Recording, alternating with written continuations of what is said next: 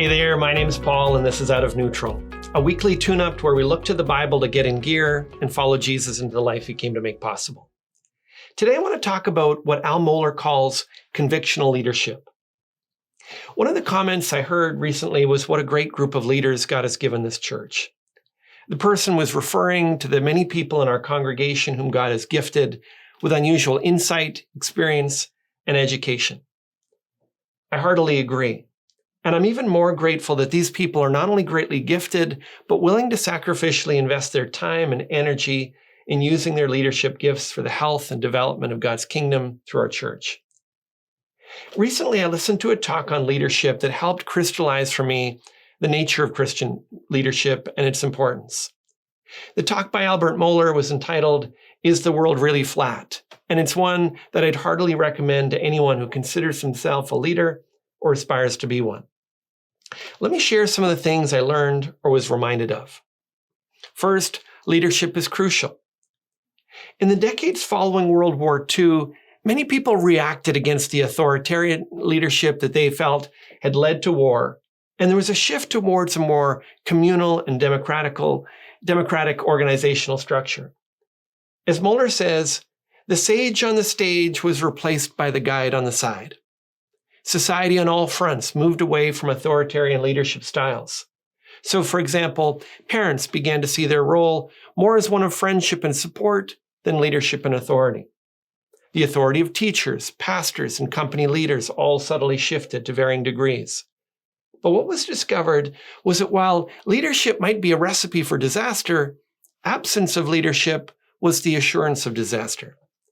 So in the 80s and 90s, there was a resurgence in the perceived necessity of leadership.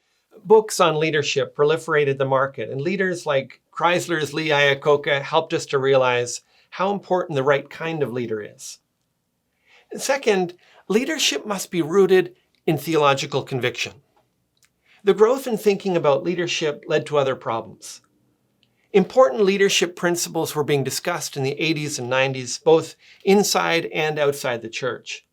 But those principles were often divorced from theological convictions. And so many churches were being guided by sheer pragmatism. There arose a divide among Christian leaders, which Mohler described as those who were reading John MacArthur on the theological side and those who were reading John Maxwell on the leadership side. What he means is that the Bible teachers needed to develop better skills in leadership principles, and gifted leaders needed to develop a better grounding in biblical truth. Third, convictions are not just to be believed, but also to be lived out. Mohler proposes a definition of leadership that tries to capture the biblical balance. Leadership is a transference of conviction that leads to communal right action. Leadership is a passion to see truths held by a community and lived out in appropriate action.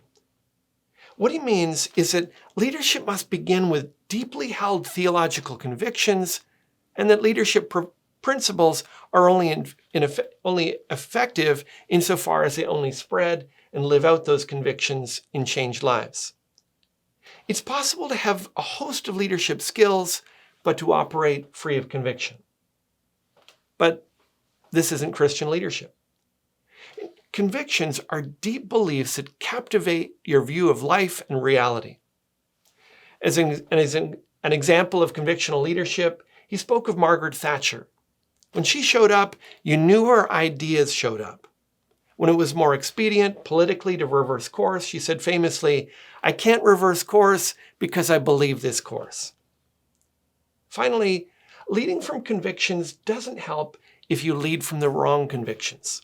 The problem with convictional leaders is that they don't always have the right convictions. Having deeply held convictions about many things is often admired among Christians. But what is admired can also be dangerous. Mohler touched on the dangers and excesses of certain forms of leadership, and I thought of some others. I think there needs to be many checks on convictional leadership. For example, convictional leaders need to differentiate between convictions and preferences, and they often have trouble doing so. Convictional leaders need humility to avoid excess, but they're often given to pride. Convictional leaders need to listen as much as they talk, but are often strong in the latter, but weak in the former. Convictional leaders can't lead alone. They need a team, but they seldom see the need of one. Whether you're leading a ministry, a Sunday school class, a company, or a family, I pray that you'd be a convictional leader. I pray that you'll be grounded in convictions, but also growing in leadership skill. And I'd ask that you pray the same for me. That's all for this time. Today's video has helped you get out of neutral. Leave a comment, share it with your friends, and subscribe to join us on the journey.